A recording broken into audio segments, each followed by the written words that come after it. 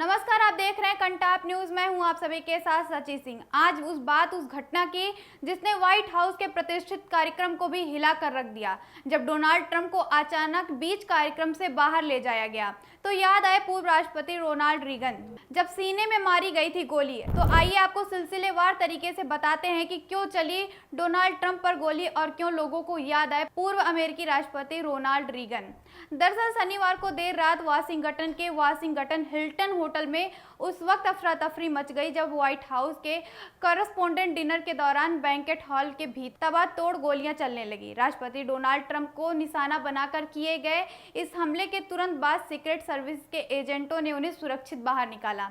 घटना के करीब 1 घंटे बाद राष्ट्रपति ने खुद ट्रूथ सोशल पर हमलावर की गिरफ्तारी की पुष्टि की और सीसीटीवी फुटेज भी साझा किया।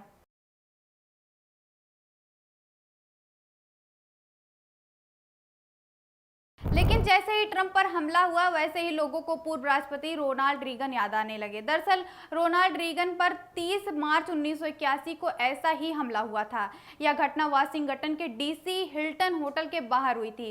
इस हमले में प्रेस सचिव को भी गोली लगी थी, वहीं एक सीक्रेट सर्विस एजेंट भी घायल हुआ था। घटना के तुरंत बाद तत्कालीन अमेरिकी के राष्ट्रपति रोनाल्ड रीगन को अस्पताल ले जाया गया, जहां उनका इलाज हुआ और वे पूरी तरह से स्वस्थ रहे। अब आपको बताते हैं कि कौन थे वे हमलावर जिन्होंने पूर्व राष्ट्रपति रोनाल्ड रीगन और राष्ट्रपति डोनाल्ड ट्रंप पर हमला किया। रोनाल्ड रीगन पर फायरिंग करने वाला हमलावर अभिनेत्री जोडी फोस्टर का दीवाना था। आरोपी का नाम जॉन हिंकले जेआर था। रिपोर्ट्स के अनुसार गोली चलाने वाले का मानना था कि अगर वह राष्ट्रपति रोनाल्ड रीगन की हत्या कर देता है तो वह अभिनेत्री का ध्यान अपनी ओर खींच सकता है और प्रभावित कर सकता है। हालांकि फायरिंग में रोनाल्ड रीगन को सीधे तौर पर गोली तो नहीं लगी थी, लेकिन लिमोजिन के दरवाजे से टकराकर गोली उनके फेफड़ों में जा धंसी थी। हमला होने के बाद रोनाल्ड रीगन को 12 दिन अस्पताल में भर्ती रहे और फिर ठीक हो गए।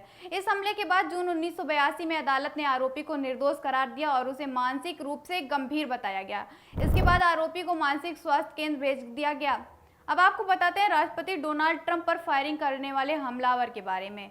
हमलावर की पहचान कोल एलन के रूप में हुई, जो कैलिफोर्निया का एक शिक्षक बताया जा रहा है। रिपोर्ट्स के मुताबिक उसने मौके पर हथियार जोड़कर 7-8 गोलियां चलाई। एक सीक्रेट सर्विस एजेंट भी घायल हुआ, जबकि ट्रंप और अन्य नेता पूरी तरह से सुरक्षित हुए। वहीं सुरक्षा कर्मियों ने इस मामले में इस संदिग्ध हमलावर को मौके पर ही मार गिराया। मीडिया कर्मियों से बातचीत के दौरान राष्ट्रपति डोनाल्ड ट्रंप ने कहा कि जैसा कि आप जानते हैं कि पिछले कुछ वर्षों में यह पहली बार नहीं हुआ जब हमारे देश में किसी हमलावर ने हमला करने की कोशिश की हो।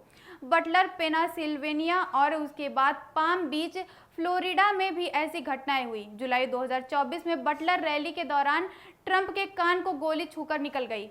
हमलावर को सीक्रेट सर्विस के स्नाइपर ने मार गिराया था। दूसरी घटना में पाम बीच में एक व्यक्ति राइफल के साथ पकड़ा गया था, जो एजेंट्स को देखकर भाग गया था और बाद में गिरफ्तार होकर दोषी ठहराया गया। डोनाल्ड ट्रंप ने इस हमले के बाद अपनी तुलना अब्राहम लिंकन से भी की। अब्राहम लिंकन अमेरिका के 16वें राष्ट्रपति थे। उन्होंने 1961 से 1865 तक अपनी सेवाएं दी और देश को गृह युद्ध जैसे बड़े संकट से उबारा।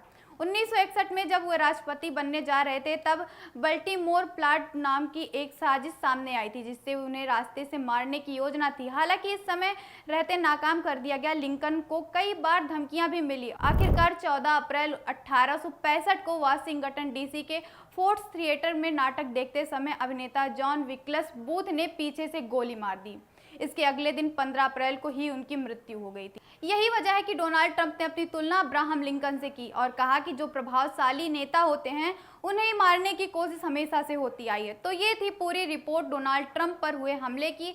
आपको ये खबर कैसी लगी कमेंट में हमें ज़रूर बताएं और ऐसी तमाम खबरों के लिए देखते रहिए कंटाप न्यूज़। मैं थी आप सभी के साथ सची सिंह।